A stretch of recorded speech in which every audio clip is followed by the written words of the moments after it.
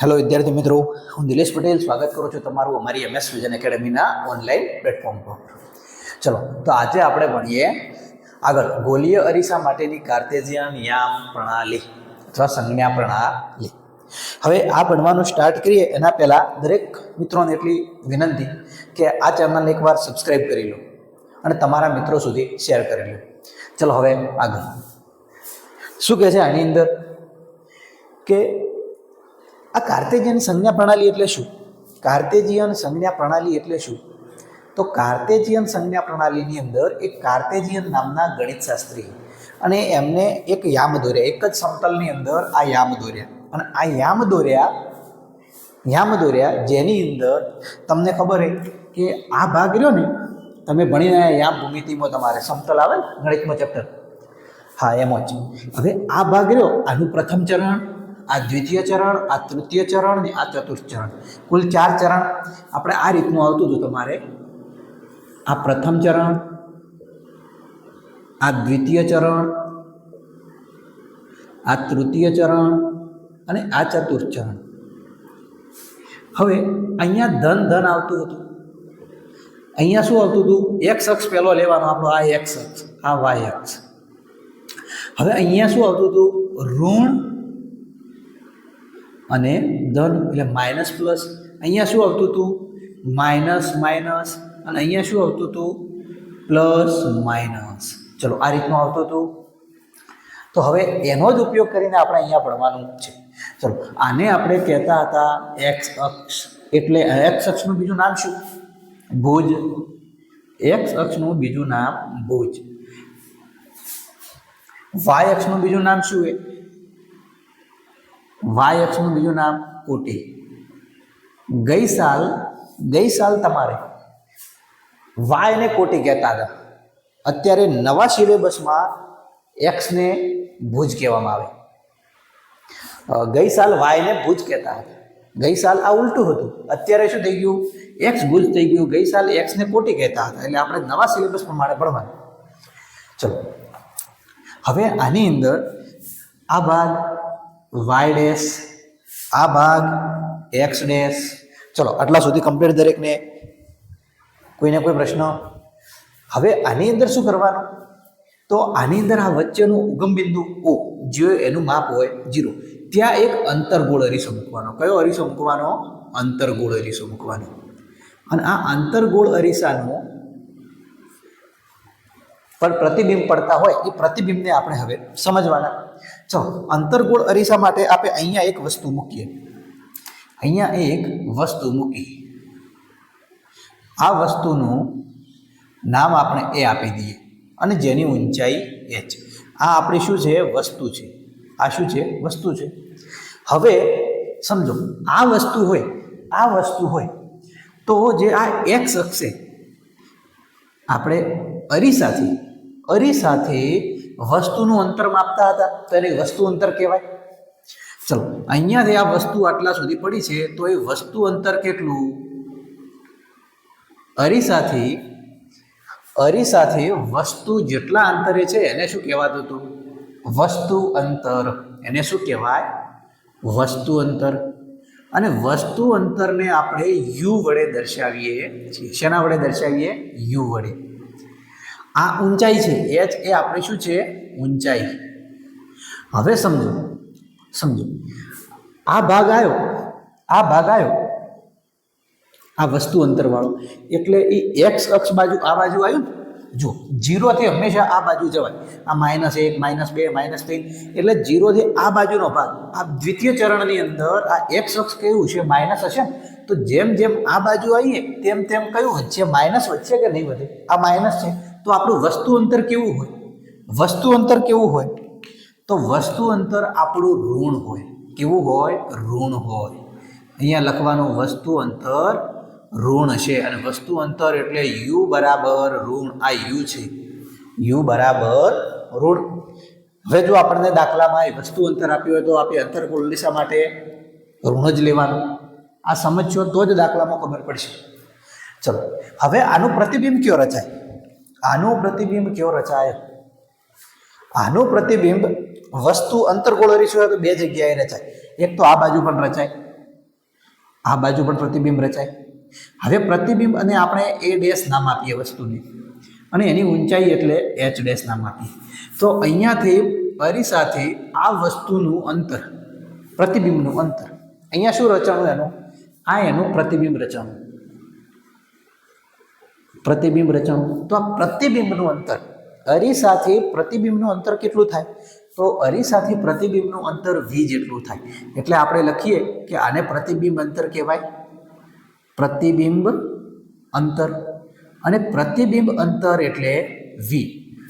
આ પ્રતિબિંબ છે, અરીસાથી પ્રતિબિંબ અંતર એટલે v. અને જો પ્રતિબિંબ અંતર v હોય તો એ કેવું હોય? ધન હોય કે ઋણ હોય? આ બાજુ રચાય તો ધન હોય કે ઋણ હોય?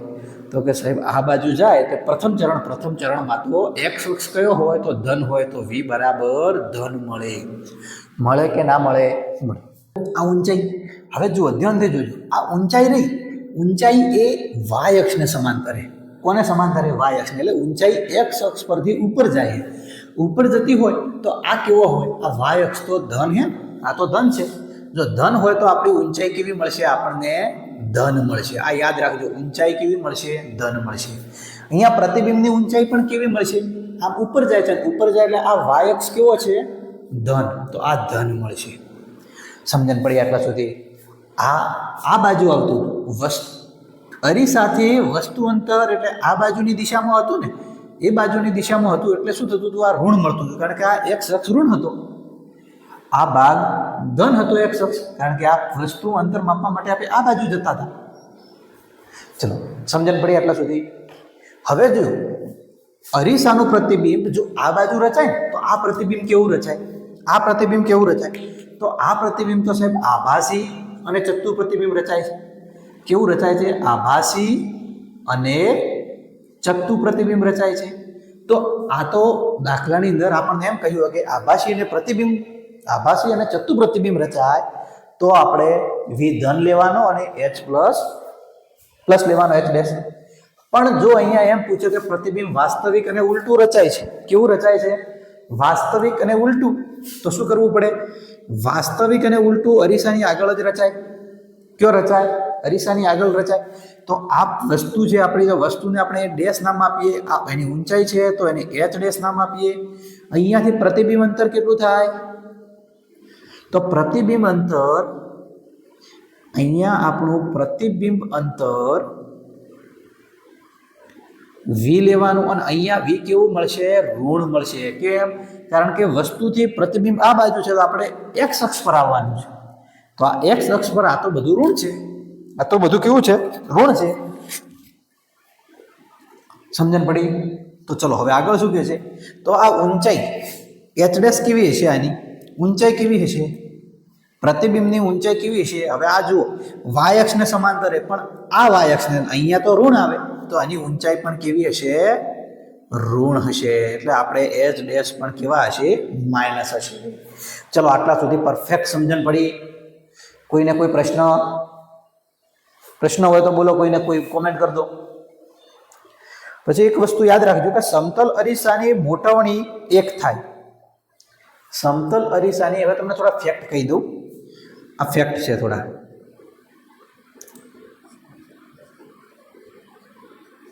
સમતલ અરીસાની મોટવણી +1 થાય. આ યાદ રહેશે. સમતલ અરીસાની મોટવણી કેટલી થાય? +1. ભાઈ સમતલ અરીસામાં વક્રતા ત્રિજ્યા અનંત અંતરે હોય. કયો હોય? અનંત અંતરે. સમતલ અરીસામાં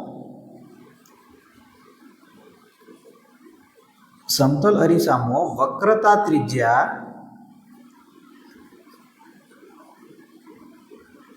અનંત અંતરે મળે.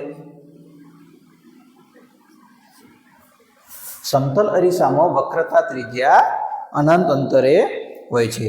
પછી બહિર્ગોળની મોટવણી કેટલી હોય? બહિર્ગોળ અરીસાની મોટવણી અને અંતર્ગોળ અરીસાની મોટવણી. હવે મોટવણી એટલે શું?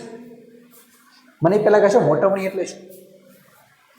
મોટવણી એટલે વસ્તુની પ્રતિબિંબની ઊંચાઈ કેટલી, વસ્તુની ઊંચાઈ કેટલી, ઊંચાઈને લગતું છે. તમારે ડાયરેક્ટ સૂત્ર યાદ રાખી દેવાનું કે મોટવણી એટલે અંતર્ગોળ અરીસાની મોટવણીની સંજ્ઞા એમ છે. આ મોટવણીની સંજ્ઞા કેટલી છે? એમ છે. એમ એટલે મોટવણી. અને મોટવણીનું સૂત્ર શું થાય? મોટવણીનું સૂત્ર શું થાય? તો મોટવણીનું સૂત્ર પ્રતિબિંબની ઊંચાઈ ભાગ્યા વસ્તુ ઊંચાઈ. પ્રતિબિંબની ઊંચાઈ ભાગ્યા વસ્તુ ઊંચાઈ યાદ રહેશે. પછી બીજું શું થશે? મોટવણીનું બીજું સૂત્ર બને, મોટવણીનું બીજું સૂત્ર બને -v ભાગ્યા u, એટલે કે પ્રતિબિંબ અંતર ભાગ્યા વસ્તુ અંતર. બોલો, આટલા સુધી કમ્પ્લીટ દરેકને? કોઈને કોઈ પ્રશ્ન આટલા સુધી? સરસ. ચલો હવે તો આપણે આગળ. તો જુઓ, મોટવણીની અંદર બહિર્ગોળની મોટવણી કેટલી થાય? બહિર્ગોળની મોટવણી કેટલી થાય? આ યાદ રાખી દેવાના અમુક ફેક્ટ. બહિર્ગોળ અરીસાની મોટવણી, બહિર્ગોળ અરીસાની મોટવણી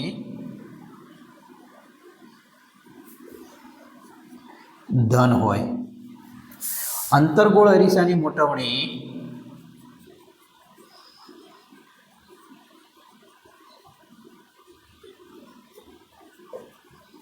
ધન પણ હોય અને ઋણ પણ હોય. સમજાવો ધન અને ઋણ કઈ રીતે હોય? ધન અને ઋણ કઈ રીતે હોય? જુઓ, આના ઉપરથી જ આપણે સમજવાનું છે. હવે મોટવણીનું સૂત્ર તમને શું કહ્યું? h'/h.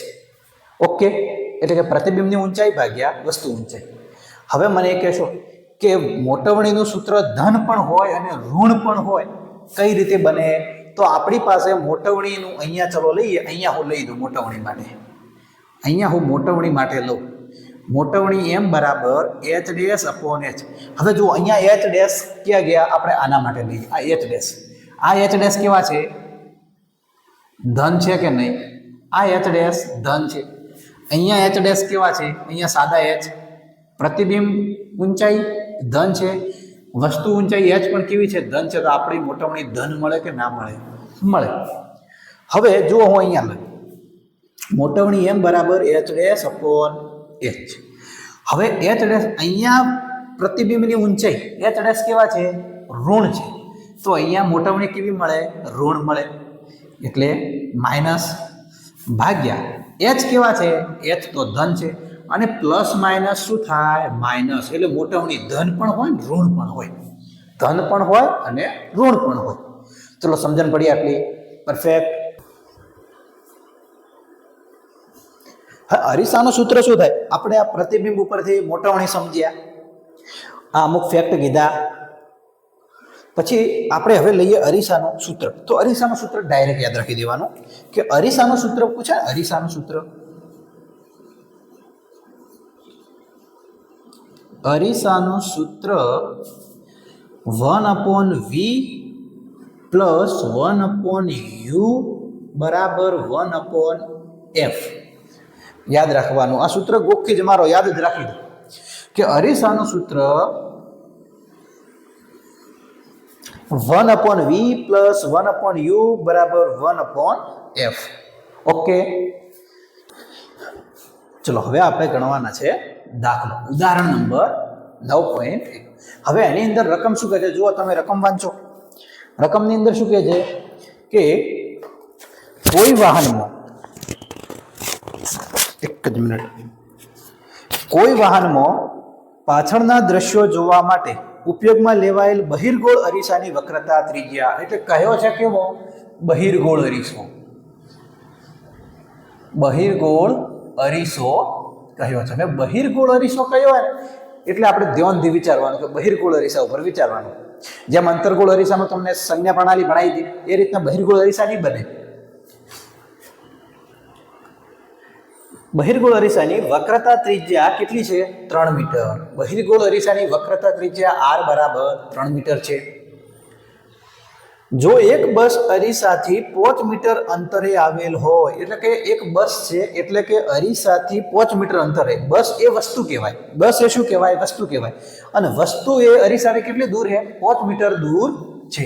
એટલે વસ્તુ અંતર યુ કેટલું થાય? 5 મીટર.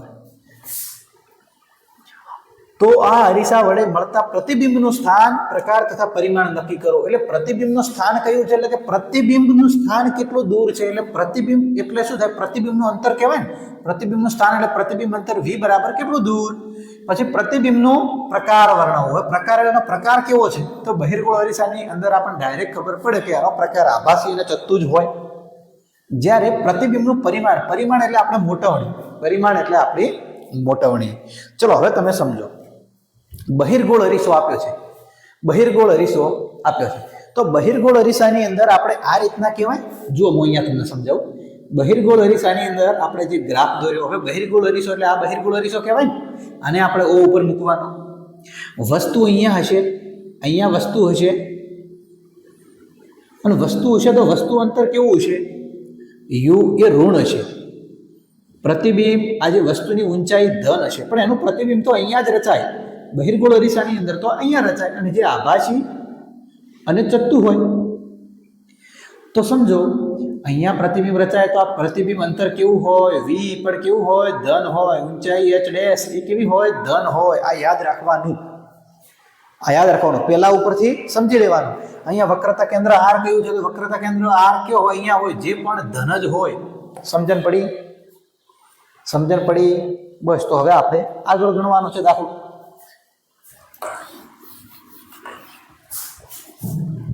ચલો હવે આની અંદર સમજો વસ્તુનું અંતર, અને વસ્તુ અંતર તો આ બાજુના અક્ષ પર હશે ને. હમણાં આકૃતિ દોરી હતી અને આ બાજુના અક્ષ પર હશે ને વસ્તુ અંતર. તો વસ્તુ અંતર એ ઋણ હોય. હવે વક્રતા ત્રિજ્યા r બરાબર 3 મીટર. હવે સમજો, હવે આપણે શોધવાનું શું છે? પ્રતિબિંબનું અંતર. તો અરીસા માટે કયું છે? તો અરીસાનું સૂત્ર મૂકી દેવાનું. તો અરીસાનું સૂત્ર શું થાય? અરીસાનું સૂત્ર 1/v વત્તા 1/u બરાબર 1/f. હવે આની અંદર આપણે શોધવાનું છે પ્રતિબિંબનું અંતર v શોધવાનું છે. તો u આપણને આપેલા છે, પણ આ f આપેલા નથી. f આપેલા નથી. f ના આપેલા હોય તો આપણી પાસે એક સૂત્ર હતું. જો હું અહીંયા ડાયરેક્ટ ગણું છું, સાઈડમાં કોઈ રફકારે હોય એ રીતનું પણ ગણવાનું વ્યવસ્થિત, એના પણ માર્ક્સ હોય. r બરાબર 2f થાય. થાય કે ના થાય? તો હા સાહેબ થાય. તો r બરાબર 2f. તો આપણે f શોધવાના છે, કારણ કે અહીંયા f આપેલા છે અને અહીંયા r આપેલા છે. તો f ને કરતા કરો તો આ 2 કયો આવશે? ભાગાકારમાં. તો r ભાગ્યા 2 બરાબર f થાય. r કેટલા છે? 3 છે. 3 ભાગ્યા 2 બરાબર f. અને f એટલે એમ ડાયરેક્ટ હવે ગણો એટલે f એટલે કેન્દ્ર લંબાઈ. તો f ને હવે આ રીતનું લખો એટલે લખાય કે 3/2 થાય, 1.5 થાય. લખાય કે ના લખાય? લખાય. તો હવે હું અહીંયા 1.5 મૂકી શકું? તો હા સાહેબ મૂકી શકાય. ચલો 1/v એટલે આપણે શોધવાના છે. અહીંયા કિંમત મૂકો. 1/u એટલે u ક્યાં ગયો? અહીંયા -5. 1/-5 બરાબર 1/f એટલે 1.5. હવે જે આ શોધવાના છે, આ શોધવાના છે. એના પહેલા અહીંયા ઘણા વિદ્યાર્થીઓ અહીંયા ભૂલ કરતા હોય. હવે આ અહીંયા -5 આવ્યું, આ -5 અને પ્લસ સાથે રહીને આ રીતે લખાય કે ના લખાય? આ પ્લસ માઇનસ -1/5 બરાબર 1/1.5. ખરું આટલા સુધી? હવે આ જે શોધવાનું હોય એને કરતા કરો, એને કરતા કરો તો આ બધું કયો જાય? બરાબર ને પેલી બાજુ. તો અહીંયા 1.5 તો બેઠા જ હતા, અહીંયા 1.5 તો બેઠા જ છે. અને આ બાજુ આ માઇનસ, આ બાજુ હવે શું થઈ જાય? પ્લસ. અને 1/5. હવે આગળ સમજાવું ચલો તમને. હવે અહીંયા આ તો છે, જુઓ આ તો છે. હવે હું એને અહીંયા લખી દઉં 1/v બરાબર 1/1.5 વત્તા 1/5. હવે સમજજો, હવે ખાસ સમજજો. આ 1.5 ને આપણે સાદી રીતે લખતા હોય, જેમ કે આ રીતના લખીએ. 1.5 ને આપણે સાદી રીતના લખવો તો 15/10 થાય કે ના થાય? અને ઉપર 1 હોય તો છેદના છેદમાં હોય એ ઉપર જાય તો 10/15 લખાય. આ તમે ભણ્યા છો, નાના હતા ત્યારે ઘણો કે 6 થી 8માં બધું ભણીને આવ્યા છો, એટલે તમને ફાવતું હશે. હવે હું અહીંયા ડાયરેક્ટ લખું છું. 1/v બરાબર આ 1.5 ને હું ઉપર લઈ જાઉં ઉપરા 10. જેમ કે 1/15/10 એટલે છેદના છેદમાં 10 આવે એ કયો જોય? ઉપર જોઈ. છેદના છેદમાં 10 આવે એ ઉપર જોઈએ વત્તા 1/5. હવે અહીંયા શું કરવાનું? તો અહીંયા આપણે છેદ સરખા કરવાના. આ 15 છે તો અહીંયા 15 કરવા માટે 5 તરી 15 નીચે 3 વડે તો ઉપર પણ 3 વડે ગુણવાના. ચલો હવે શું થઈ જશે?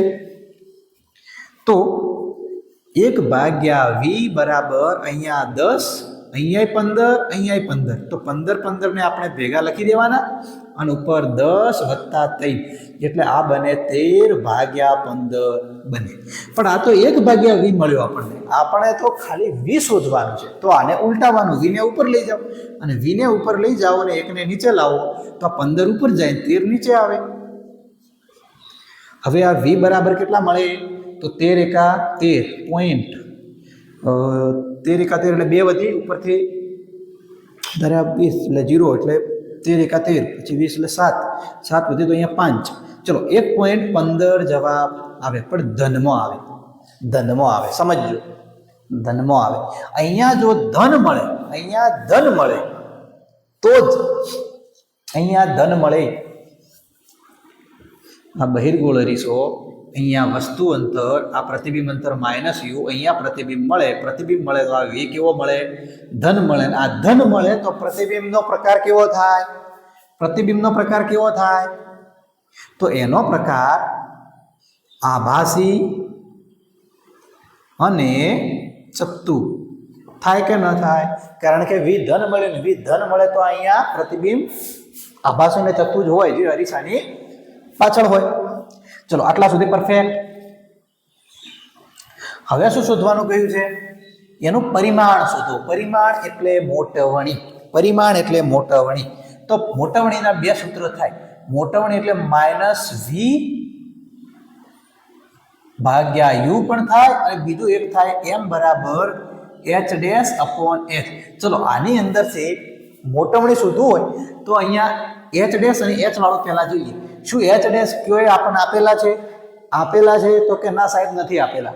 તો એ સૂત્રને કેન્સલ કરો. h પણ નથી આપેલા તો એ સૂત્રને કેન્સલ કરો. હવે આ સૂત્રને જુઓ, અહીંયા v અને u આપ્યા છે તો v અને u છે તો કે હા સાહેબ v પણ મળી ગયા છે. જો આ v મળી ગયા છે અને u આપેલા છે તો આપણે એ જ સૂત્રને પકડવાનું. તો હવે શું થાય? m બરાબર આ સૂત્રને આપણે કેન્સલ કર્યું. હવે આ માઇનસ, હવે v કેટલા છે? v કેટલા છે? v આપણને મળ્યા 1.15. 1.15. આ માઇનસ તો આના છે, આ માઇનસ તો આ સૂત્રના છે, ભાગ્યા u કેટલા છે? -5. સમજણ પડી?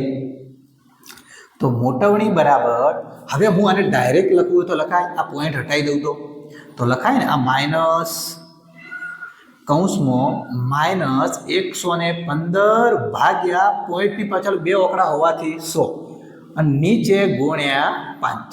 હવે આના તમે છેદ ઉડાડો તો અહીંયા 23 ગુણ્યા 5 એટલે કેટલા થાય? 23 × 5 115. જો 5 દૂ 10 ની પડી, 11 માંથી 10 એટલે 1 ઉપરથી વધ્યા 5 એટલે 5 તરી 15. તો આ રીતના તમે કરો ને તો 23 ગુણ્યા 5 થયો તો 5 5 જતા રહ્યા. હવે શું વધ્યું મોટવણીમાં? -23 ભાગ્યા 100 વધ્યું અને 23 ભાગ્યા 100 એટલે m બરાબર -0.23 લખાય. 0.23 લખાય અને 0.23 તો આ માઇનસ શું થઈ જાય?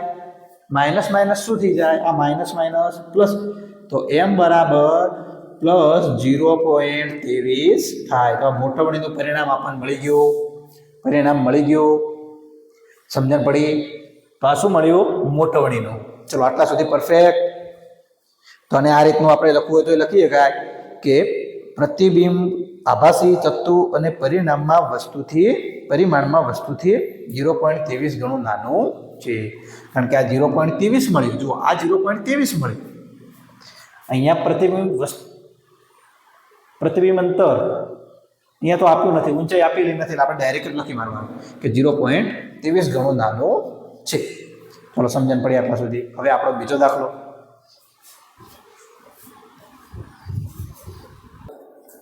હવે શું કહે છે રકમની અંદર? તો રકમમાં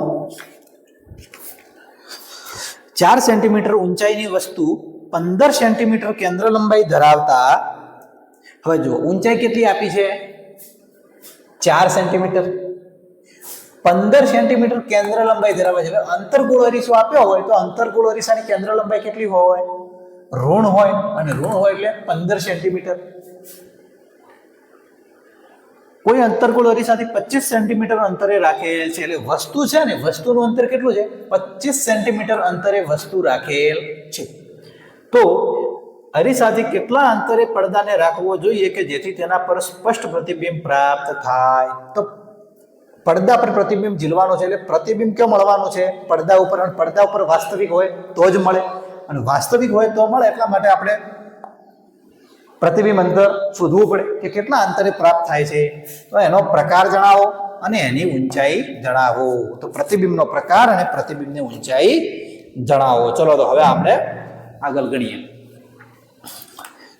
જો આપણે પહેલું શું વિચારવાનું કે આ કયો અરીસો છે? તો કે અંતર્ગોળ અરીસો, જે ચોપડીમાં જ આપેલો છે, રકમમાં આપેલું છે કે અંતર્ગોળ અરીસો છે.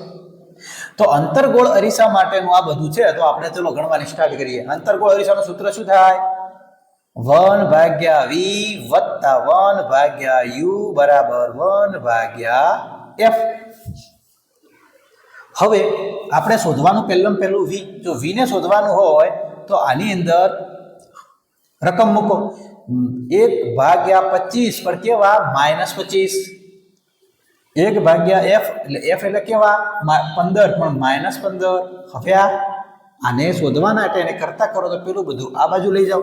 તો 1/v બરાબર 1/15 -15 અને માઇનસ પ્લસ શું થઈ જાય? માઇનસ થઈ જાય. તો પેલી બાજુ જતું રહે તો પ્લસ થઈ જાય. તો 1/25.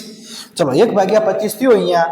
તો હવે અહીંયા 15 છે, અહીંયા 25 છે. તો આપણે છેદ સરખા કરવા પડે, સમછેદી બનાવવા પડે, અને એના માટે લસા લેવો પડે. 25 તરી 75, 15 5 75. તો અહીંયા શું બને? 1/v બરાબર માઇનસ, અહીંયા હું લઉં -75 વત્તા 3 75, -5/75 વત્તા 3/75. છેદ સરખા આવ્યા.